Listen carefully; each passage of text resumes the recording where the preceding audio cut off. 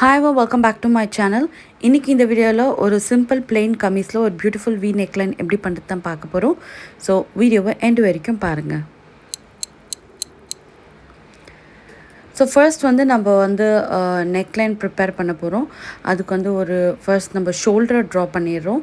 ஷோல்டரை draw பண்ணிவிட்டு உங்களுக்கு ஆவரேஜான நெக்லைன் நார்மலாக நீங்கள் எவ்வளோ வைப்பீங்களோ அதை மார்க் பண்ணிக்கோங்க. ஸோ என்னோடய ஆவரேஜ் நெக்லைன் 3 inches, அதுலேருந்து 1.5 inch நம்ம எக்ஸ்ட்ரா கொடுக்குறோம். ஸோ 3லேருந்து 1.5 inch நம்ம கொடுக்கும்போது it's going to be like 4.5 inchesக்கு வந்து நெக்கோட அகலத்தை மார்க் பண்ணுறோம். ஓகே, நெக்லைன் டெப்த் வந்து நீங்கள் எப்போவுமே யூஸ்வலாக எவ்வளோ கொடுப்பீங்களோ அது கொடுங்க.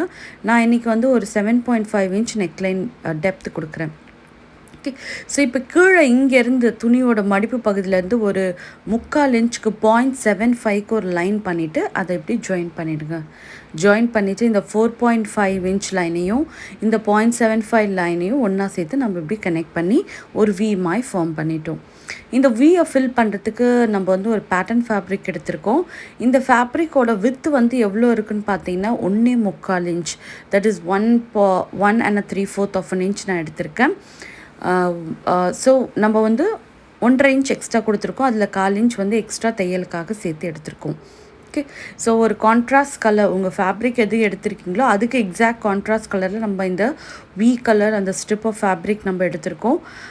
அது வந்து ஒரு single fold fabric with interfacing inside. உள்ள இன்டர்ஃபேஸிங் வச்சு நான் அதை அயர்ன் பண்ணியிருக்கேன். ஸோ இப்போ இந்த வி பார்ட்டு நம்ம கட் பண்ணி எடுத்துக்கலாம். ஓகே, ஸோ இப்போது இங்கே பார்த்தீங்கன்னா அந்த 1.25 inch வந்து ஒரு பீஸ் மாதிரி எடுத்து அதில் இன்டர்ஃபேஸிங் அயர்ன் பண்ணி வச்சுருக்கேன்.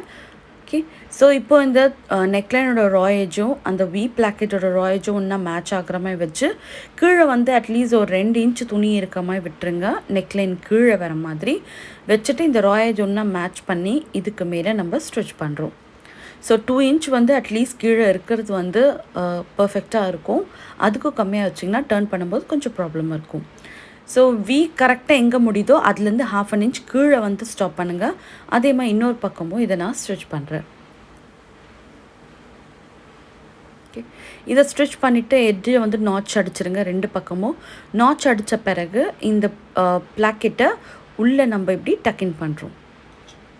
ஸோ இப்போ என்ன ஆகும் பார்த்தீங்கன்னா ராயேஜஸ்லாம் அழகாக உள்ளே கன்சீல் ஆகிடும். இங்கே பார்த்தீங்கன்னா உங்களுக்கு ஒரு சின்ன ஓப்பனிங் இருக்கும். இப்போ இது மேலேருந்து ஒரு தையல் போட்டு இந்த ஓப்பனிங்கை ஃபினிஷ் பண்ணணும். நம்ம வி நெக்லைன் ரொம்ப பியூட்டிஃபுல்லாக சிம்பிளாகவும் அழகாகவும் ரெடி ஆகிடும். ஸோ ஒரு பிளெயின் கலர் கமீஸ் நீங்கள் தைக்க போகிறீங்க, ஒரு குர்த்தி தைக்க போகிறீங்கன்னா என்ன நெக்லைன் வைக்கிறதுன்னு ஒரே குழப்பமாக இருந்ததுன்னா டெஃபினட்டாக இந்த நெக்லைன் ரொம்ப அழகாகவே இருக்கும். வி நெக்லைன் எப்போவுமே ஒரு ஆளை வந்து கொஞ்சம் ஸ்லிம்மாக காட்டக்கூடிய ஒரு நெக்லைன். ஸோ கண்டிப்பாக இதை டெஃபினட்டாக ட்ரை பண்ணுங்கள். ஸோ வீடியோ பிடிச்சிருக்கும்னு நினைக்கிறேன்.